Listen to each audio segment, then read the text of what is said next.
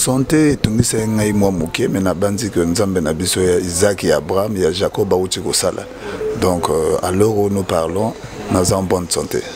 Il faut retenir l'Okomoro, chers internautes, téléspectateurs, retenir l'Okomoro qui est Massamba Deba et Roga Alaga prévu depuis la nuit des temps. Il y a de cela 2 ans et demi. 2 ans et demi que Massamba Deba, Roga Avisaga Abeta Massamba Deba. Tu es en stade, hein? Il y a aussi stade. Stade est en oui, effectivement. Effectivement. Dans le mois de juin, tu as un stade Massamba Deba. Si et seulement si, Makambo Tozana Mboka et c'est libéré. Si et seulement si. Donc, tout le monde à 3 mois, il y a préparation. Surtout tout le monde Makambo Ezakaka, tu as repoussé en haut. Et puis, Naba 2021, je pense que Roga déjà va faire combat Massamba Deba Roga. Comme Nezalagi déjà wana.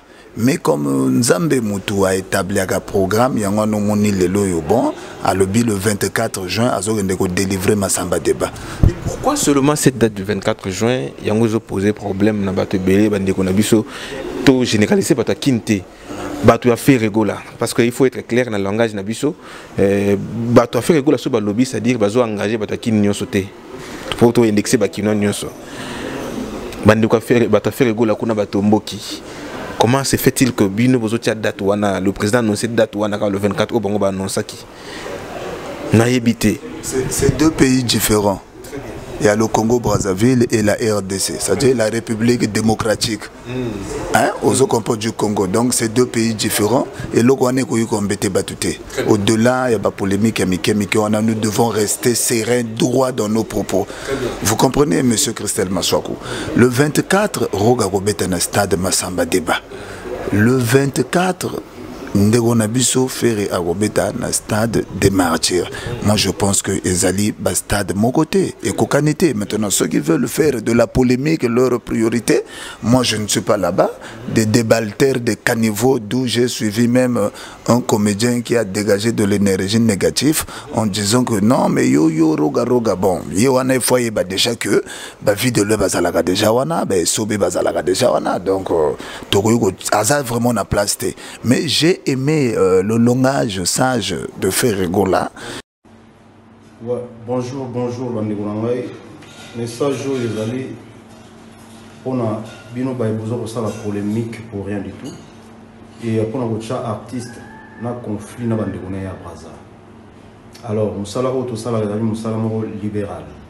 Donc, ngai na Bandegoulangai à Brazza, tous allés na conflit mon côté. Date il y a le 24 et zali date pour na bato nyoso. Donc, nous avons na Kinshasa, nous avons le 24. Surtout, la polémique, vraiment, il faut arrêter avec ça. Hein? Artiste, il y a un conflit, s'il vous plaît, hein? Message au yo, na sali ya moko na bato sala ba polémique inutile.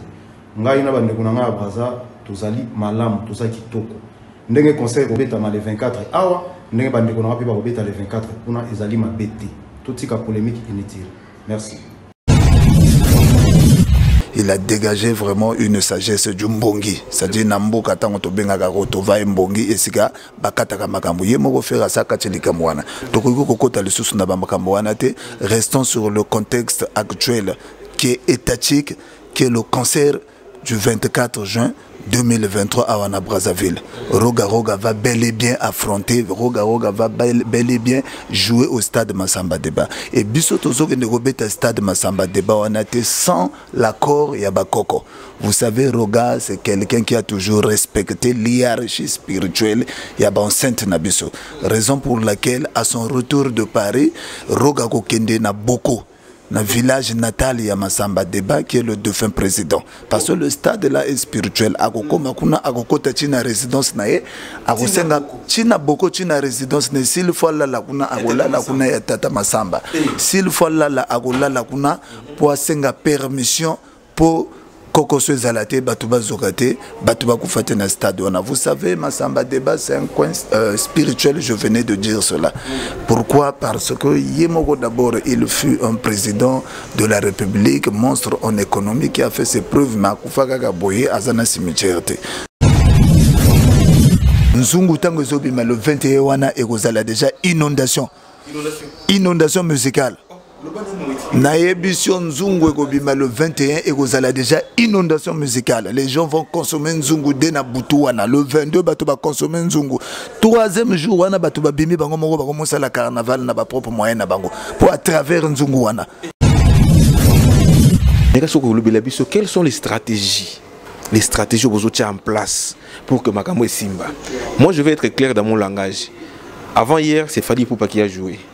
Tout le monde a une image côté Moko plein, côté Moko est un piaka. Ça, il faut le dire. Ils ont un piaka côté Moko. Moi, je suis clair dans le langage. Alors, tout le monde a un carnaval. Moi, je suis un carnaval. Nous sommes Stade Yo et Kotonda. Stade Yo et Kotonda. Mais, à ma grande surprise, dans mon stade à moitié rempli.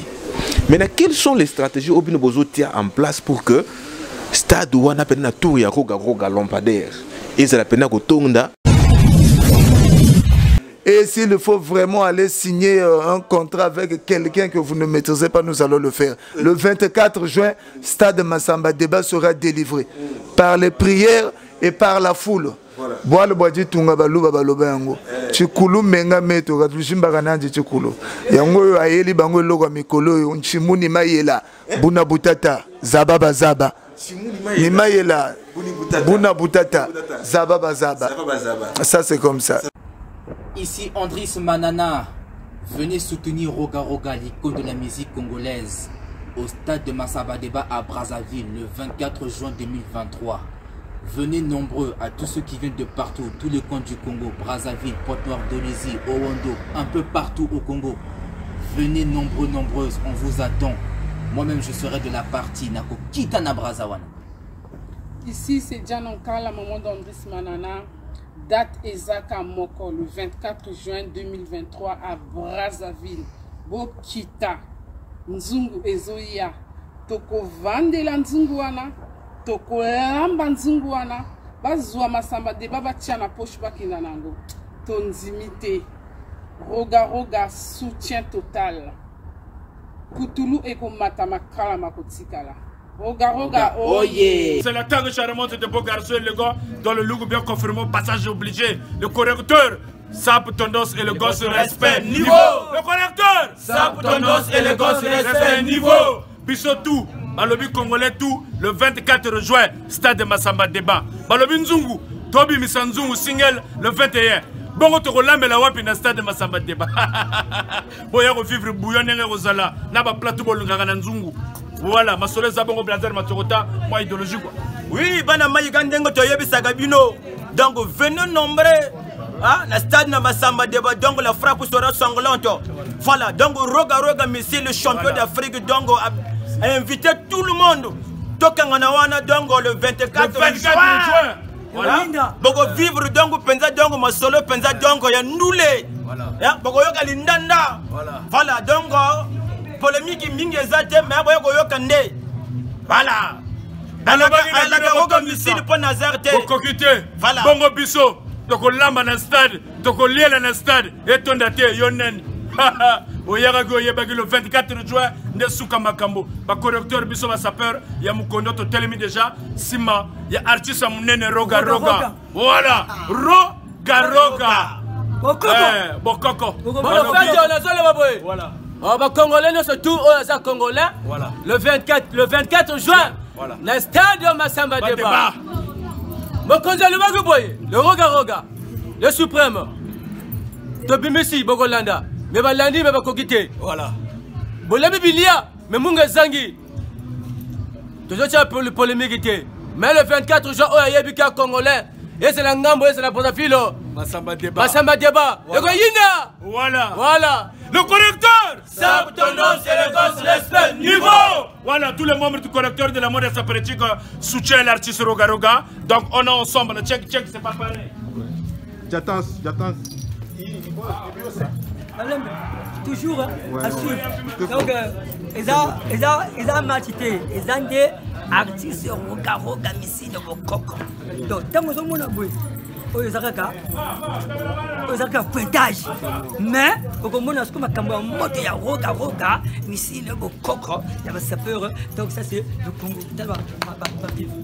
Ouais, le correcteur de la Moda soutient toujours roga, missile. Voilà. Le 24, Penza Koinda na Masamba Débat. Voilà. Pour les boys, Makasi Net, pour soutenir Penza, l'artiste nabiso congolais. Voilà. Roga missile. Betelanga Penza Sebene Oya solo. Donc Koinda Penza le 24. Merci beaucoup. Bye.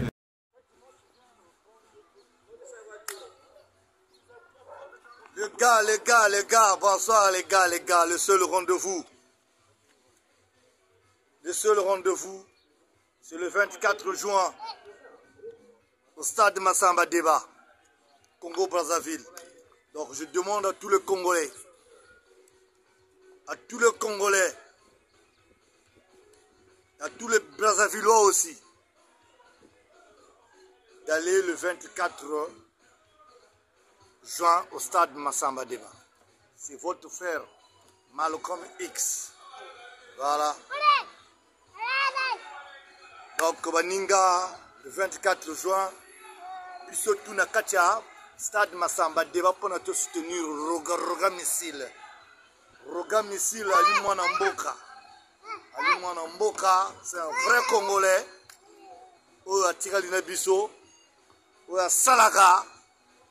Le musicien le plus fashion, Roga Missile. Donc, Bana Madjibou, Bana Gimpomo, Bana Talanga Inikalu, Binotou, le 20 juin, à Katia Stade Massamba Débat. Stade Bourika, le président Sassou quand tu le stade à Mona, Massamba Débat, Foya Bourika. Donc, on va couiller, on va tirer la main, on va avancer, on va tirer la main. Donc, comment on va attendre? Tata Massamba Débat. On te tungi la stade, donc roga wakatanga. Donc stade yoyo, Foya Bourika, mes frères, bino tuna kacha stade. Voilà, ngamoko na kozala wana le 24 juin. Aïe. Africa Uni Télévision, une longueur d'avance. Christelle Massokuna Lelai. Christelle Massokuna Lelai. Africa Uni Télévision, une longueur d'avance. Christelle Massokuna Lelai. Christelle Massokuna Lelai. Africa Uni Télévision, une longueur d'avance. Christelle Massokuna Lelai. Africa Uni Télévision, une longueur d'avance. Christelle Massokuna Lelai. Vitesse. Christelle Massokuna. Mesdames et messieurs, vous êtes nombreux, vous qui aimez suivre Africa Uni Télévision, partout vous êtes dans le monde, Botikala, vraiment connecté, parce que Makamango, Obolingaki, pression Botia Kingai, na luka héritier de Neskens, Yé Yunazana Yé Awa. Papa, pression à suite, voilà. Merci beaucoup d'avoir négocié votre télévision. Merci à le boss Ben Moudouma, Sifa Boss, l'homme qui a sauté l'égoïsme. Merci à David Soutoudje Moudouma et heureux mariage Nayo, le jeune marié. Nzamba Bat la Bina protégé Bino, le boss Ben Moudouma Biso toujours Zela Katouane héritier de Neskens, toujours en attente, toujours Zela. Et bah lobby Lisette de Versas, Wana Penza, ou héritier de Neskens, Lisette de Versas. Nakatia State, ou hérité de Neskens. Boutique à la connecté, tous à Bongo, à Wanakatia, Al Homme Boutique, le PDG Chrissy Toua, à Wande Tozo Betama Solo, à Wande Tozo Lambanzungu, hérité de Neskens. Héritier, bonjour. Bonjour, mon cher frère Christelle Maswaku. Santé, tout le monde est moi mouké, mais na bandi que nous avons besoin Isaac et Abraham, il y a Jacob Baouti Sala. Donc, à l'heure où nous parlons, nous avons bonne santé. Voilà. Santé zongi parce que bandeko bazota là-bas déranger trop. Il y a trop. Wapi héritier de Neskens. Je l'ai besoin héritier de Neskens. Makambo niveau est comme il faut qu'il héritier de Neskens. Batu ba lobby. Abi ba yo ki batu ba lobby na bango mais héritier de Neskens. Mais héritier na yispa bango clairement que Zobé là. Et awa yo moko confirmer biso que non, santé zongi bien et tu as la capacité, la possibilité de le basiko yo. Héritier de Neskens. Bien que tu étais malade, mais aujourd'hui on a quand même actualité musicale. Bien sûr, Nazolanda Penza, c'est le show actuellement. Les Amouamoro, il y a l'infanterie musicale, donc je suis au courant de tout. Alors, on a vu Fali Ipupa qui a annoncé son concert à Wana Brazzaville et puis ailleurs à Betiango. Ferregola avait annoncé son concert le 24 juin dans le stade de Martyr à Kinshasa. Il y a Kende, comme on a date où on a un concert. Et directement, tout le monde peut, M. comme Lampadaire Roga Roga, qui annonce un grand concert à Wanakata stade de Massamba Deba. Non, mais. L'impression aux analystes que. Non, mais franchement, ça allait bien pour Nagotala, Bazoko quand même que stade Massamba Debawana, c'est une bonne chose, mais il faut retenir le Logomoro, chers internautes, téléspectateurs, retenir le Logomoro qui est Massamba Deba et Alaga prévu depuis la nuit des temps. Il y a de cela 2 ans et demi. 2 ans et demi que Massamba Deba, Roga Roga, Avisaga, Abeta Massamba Deba. Et puis, Naba 2021, je pense que Roga Roga déjà va faire combat Massamba Deba Roga Roga. Comme on est déjà wana. Mais comme Nzambe Moutou a établi un programme, il y a un moni le bon, à le 24 juin, à délivrer Massamba Deba. Pourquoi seulement cette date du 24 juin, il y a un posé problème dans Bato Belé, qu'on a vu tout généralisé par ta Kinte. Bato a fait rigola parce qu'il faut être clair dans le langage Nabiso. Bato a fait rigola sur le lobby, c'est-à-dire bazo engagé Bato Kin Nyon sauté pour tout indexer Bakino Nyon so. Bato a fait rigola kuna Bato Mboki. Comment se fait-il que Bino Bozotia date wana le président annonce cette date wana le 24 au Bango annonce qui n'a évité. C'est 2 pays différents. Il y a le Congo-Brazzaville et la RDC, c'est-à-dire la République démocratique. Hein? Aux autres du Congo. Donc c'est 2 pays différents. Et là, au-delà, il y a pas polémique, nous devons rester sereins, droits dans nos propos. Vous comprenez, M. Christelle Maswaku? Le 24, Roga Robeta na stade Massamba Deba. Le 24, Ndegonabiso Ferré à Robeta na stade des Martyrs. Moi je pense que Ezali stade mon côté et Kokanité. Maintenant ceux qui veulent faire de la polémique leur priorité, moi je ne suis pas là-bas.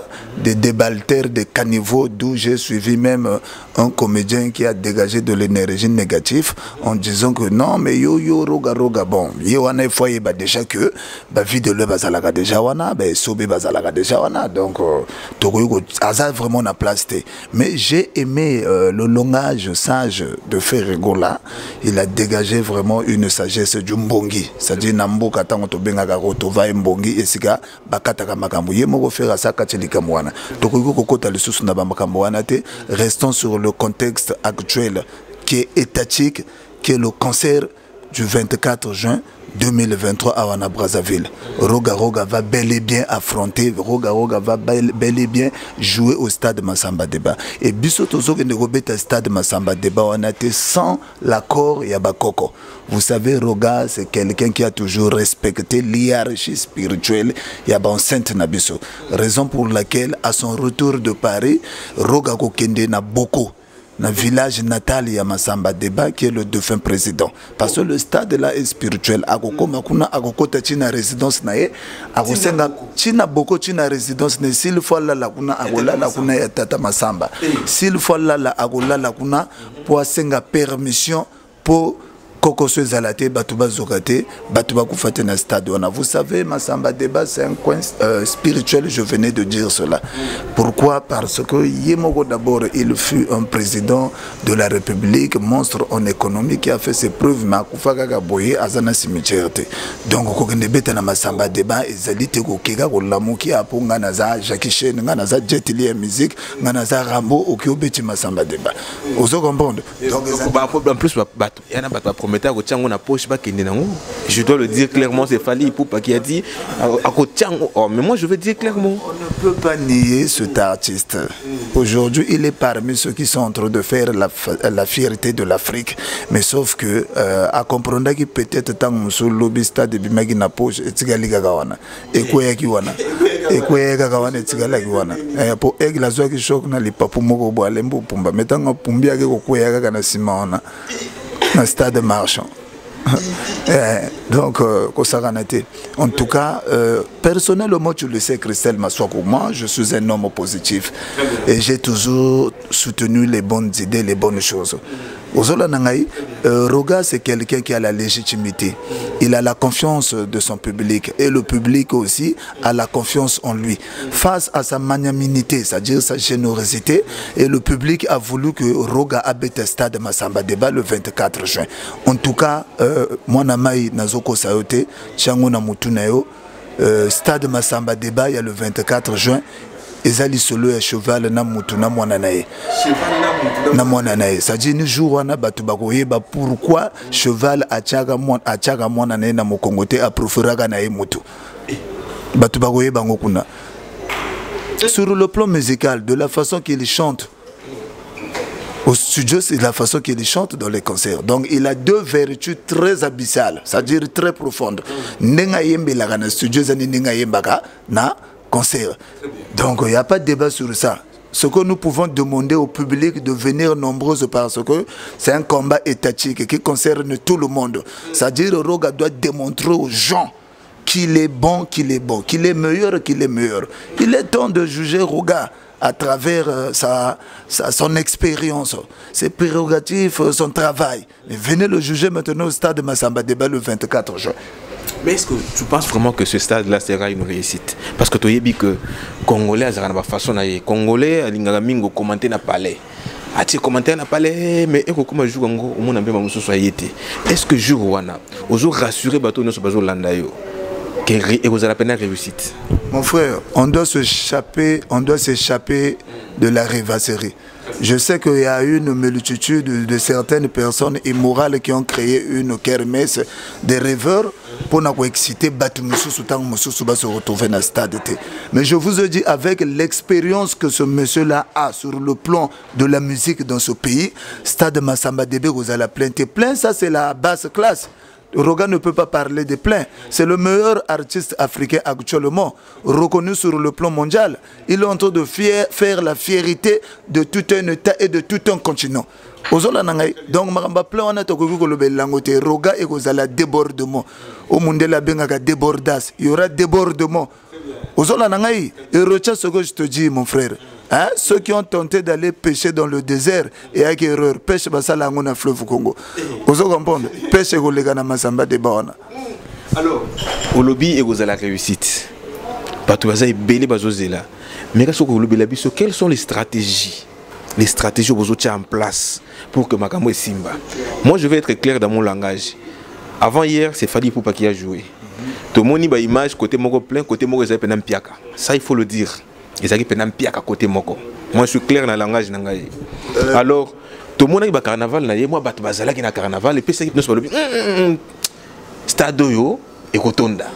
Stade Yo Rotonda. Mais, à ma grande surprise, dans mon stade à moitié rempli. Maintenant, quelles sont les stratégies que vous avez en place pour que stade où on a peine à tout, il y a roga lampadaire. Et ça la peine à Rotonda. Et puis ceux qui battent pour les bandes la stratégie n'est en place. Dans toute chose, il y a les stratégies qui sont transparentes, il y a les stratégies qui sont cachées. Alors, parlons de stratégie transparente. La première stratégie transparente, c'est d'abord la confiance que le public a auprès de l'artiste musicien. Ça, c'est la première stratégie. Stratégie, c'est pas public, ils allaient pas artiste.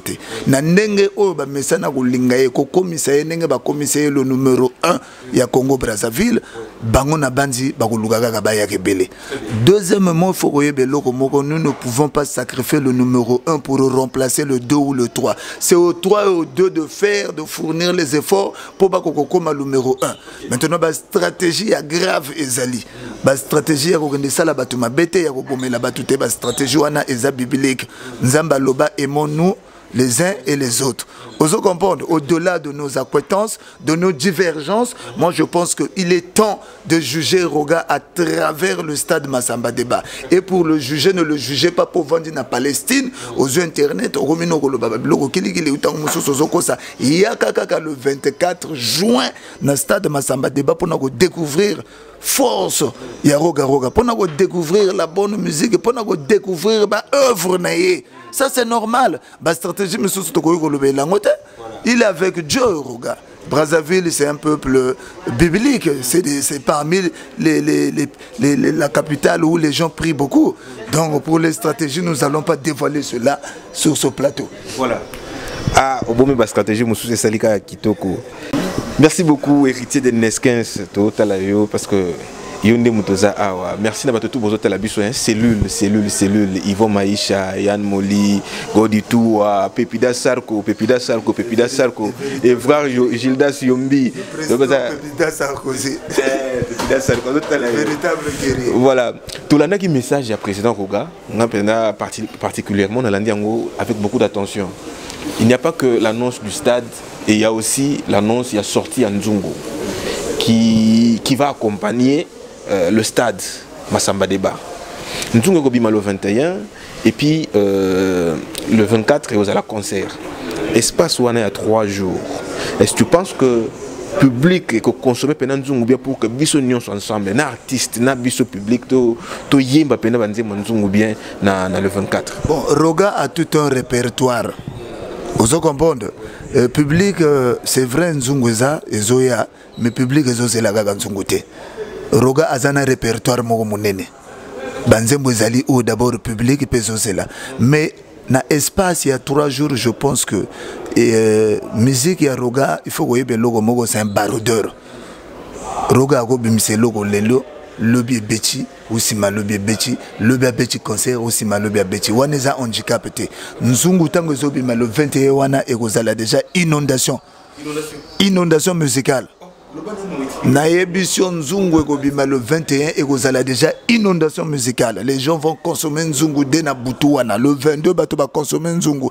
3e jour wana bato ba bimi bango mongo ba commencer la carnaval na ba propre moyen na bango. Pour à travers Nzungu wana. Ozolo nanga donc cela ça dit que eloko wana est empêché publicité. Et empêcher bangote. Ça dit tango bagoyo gaga Nzungu mutu moko na butu soka na kara sali 4 phares komika pim waza na taxi pim pona wana problème ezate et go déranger ta mutu moko te. Le contraire bago mona penza niveau ya grandeur musicale ya roga. Faut pas blaguer. Nous sommes pas là pour faire le théâtre ou le sketch ou de l'assistanat. Le 21 déjà Brazzaville est inondé. Le 25 on a toqué. Tozui Nino Babengangonin. Gazon synthétique au Vatican Lipson stade on a toplié yango toqué Tumbango. Héritier de Neskins. Et c'est un peu poto bazotala yo. Et c'est un peu poto parce que va tchenga panzi likolo DJ Wilson international. DJ Wilson que j'aime beaucoup. En Kadian. Ba tchenga panzi likolo. Osiris Akobo le meilleur. Maître digital Ferro la Kabola. Attends moi na makofi na poche Kabola ngo lokola ba Kabola biscuit na bana mike. The King of Paris. Maître digital. Et puis Osiris Akobo le meilleur. China Rambo. Moi, ma casse, voilà. Alors, héritier de Neskins, au lobby Nzungu, il faut accompagner bien sûr dans le stade, mais il faut un répertoire. Donc, c'est sûr que les Congolais vont se là. Maintenant, tout le monde est en train de faire un petit concert.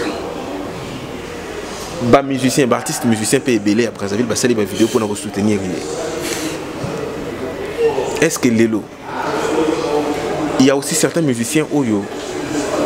Bako ça fait ma vidéo Lelo. Ou soit les mêmes musiciens au Bassari ba vidéo pour nous soutenir concert Fali pour passer la ngombe pour nous soutenir concert Roga.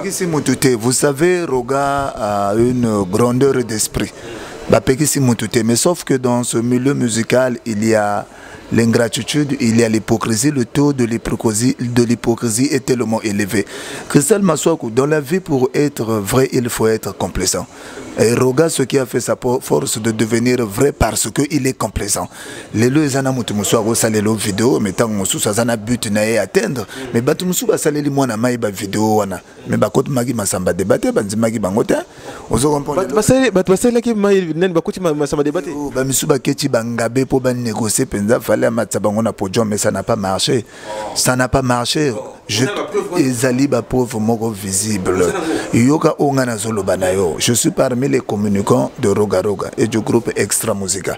Vous comprenez donc si je vous apporte une information devant la caméra donc eko salaka vrai nako kosa nako distraire bato pona ko gagner nini. C'est pas dans mes habitudes. Ba vidéo baza ba monsieur belé lokola seto. Musicien mécanicien ça la vidéo mais ça n'a pas marché. Bah yambi était sur le podium. Sur son nom digital, na moni ba photo, image nangabé, mais ça n'a pas marché. Donc c'est pour te dire que ceux qui barossa la vidéo, Roga azana problème na bangote, et ce n'est que eux qui sont dans les revendications fallacieuses tout le temps à calomnier. Mais le Cambo, il y a le 24 juin et Zanani prioritaire. Nous, on se concentre pour le 24 juin. Quant au chiot de la parcelle des villas, nous ne sommes pas là-bas, mon frère. C'est tout. C'est tout, il faut être clair dans la vie. L'heure n'est plus aux explications bêtes, l'heure est grave, l'heure est sérieuse. Nous ne pouvons pas être là pour épauler les mal-nés de la nature qui ont tenté de faire roga leurs adversaires. Mais aujourd'hui, à Tabango Mbongi, Bakoko Betate. Vous comprenez, à Stade de Bois, Bakoko Betate. Alors, les soldats stade de match, stade Massamba débat, Massamba roga roga. Alors, Bana Congo, nous sommes au Talayo, Congolais, nous sommes au Talayo, Brazzaville, Ponténégrin, Bana Dolizi, Mkaï, Bazo Talayo. Nalingol Talabango, Pessi Bango message moko. On va retenir les lots. Maintenant, on passer na mois temps qui on passer parce qu'on aura encore beaucoup de temps. Il y a des missions belé na yo ensemble. Bon, ce qui est vrai, hein, je venais d'énumérer cela. Au-delà de tout, Brazzaville, Pointe-Noire, Dolizy, Nkaï, etc. Nous devons avoir l'esprit du pays. Nous devons avoir l'esprit patriotique. C'est ça qui fera que ce pays-là puisse se développer, puisse s'émerger. Donc, tous ceux qui ont un bateau, fanatique, il y a bonne musique. Mélomane, il y a bonne musique. Ça, c'est un problème d'État. Et ça, problème, il y a Mindulite, il y a Minduli, il y a Oyote. Il y a un problème national.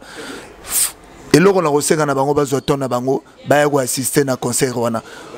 Baya ka assister na concert wana ba futa ba billet na bango et là on a resenga na bango zana mais malgré un groupuscule de personnes qui sont angoissées par plusieurs problèmes de la vie qui ont tenté de faire des réunions obscures en disant qu'ils sont prêts à phagocyter ou à boycotter le concert et nous ne laisserons pas faire.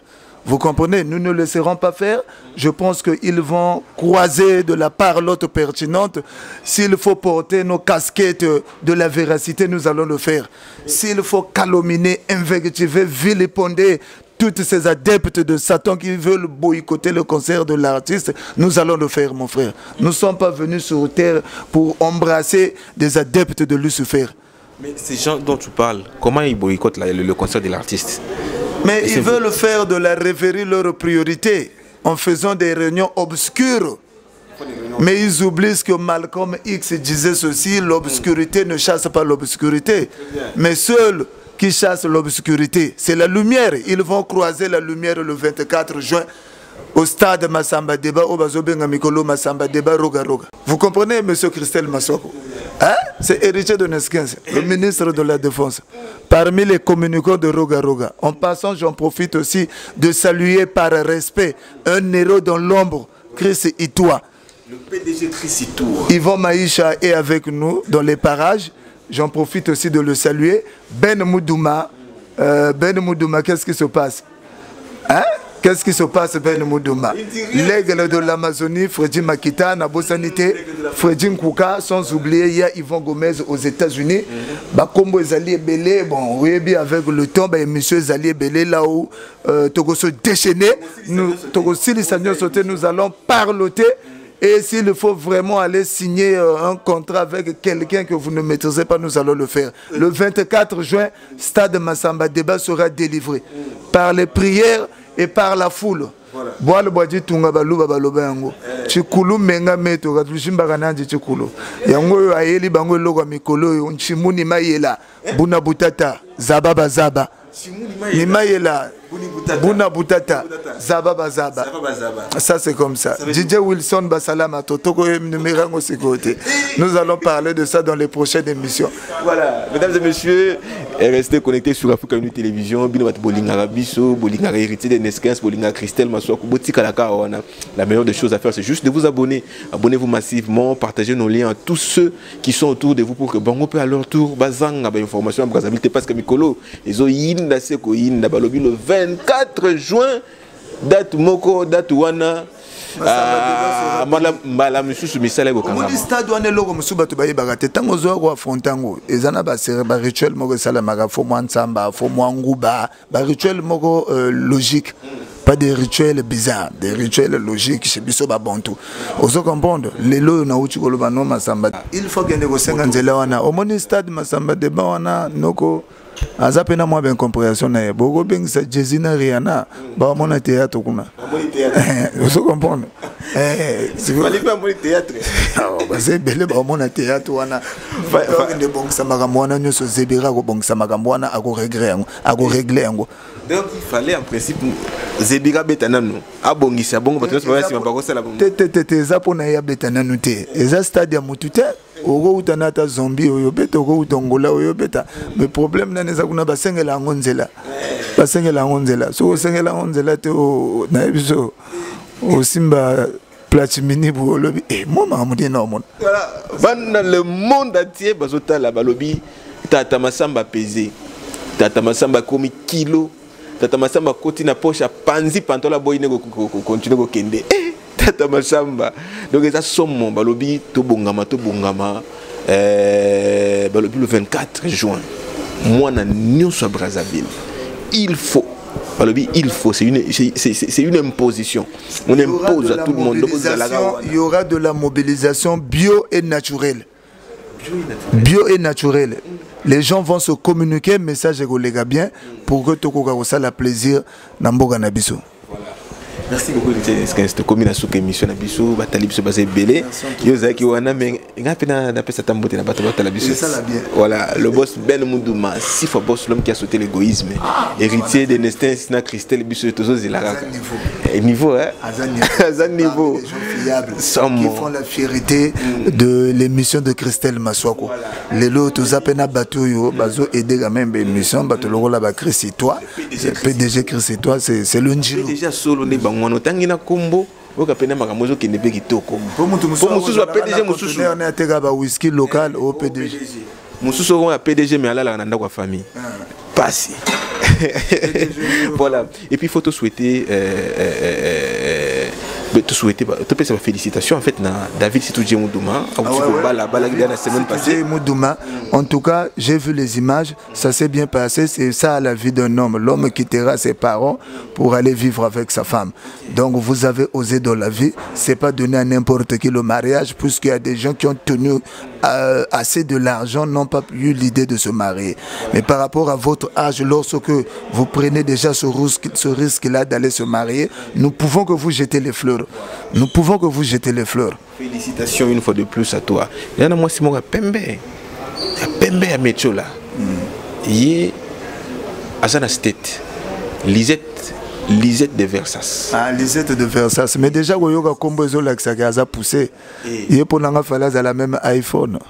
Ah oui, Lisette de Versas. Donc ça prouve qu'elle est avancée. Lisette de Versas, que Dieu vous bénisse. Par le canal de Christelle Maswako, j'en profite aussi. Salam. Continuez la mission Lisette de Versailles, et continuez toujours à faire ce qu'il faut faire pour l'émission. Merci beaucoup, mesdames et messieurs. M6 sur le panza. M6, la députée de héritier de Neskens. Ceinture noire, cette dernière taïkondo. Mikolo a ça la boxe pour Zoraga, titre nous. Merci beaucoup, mesdames et messieurs. Restez connectés. On se retrouve au prochain numéro. Lisette de Versailles. Lisette de Versas. Oh, ouais, Moutabilamba. Ah, oh, nous on a formé. Oh! mais c'est bien. Versace. On se retrouve. Héritier, est-ce que tu te joyeux?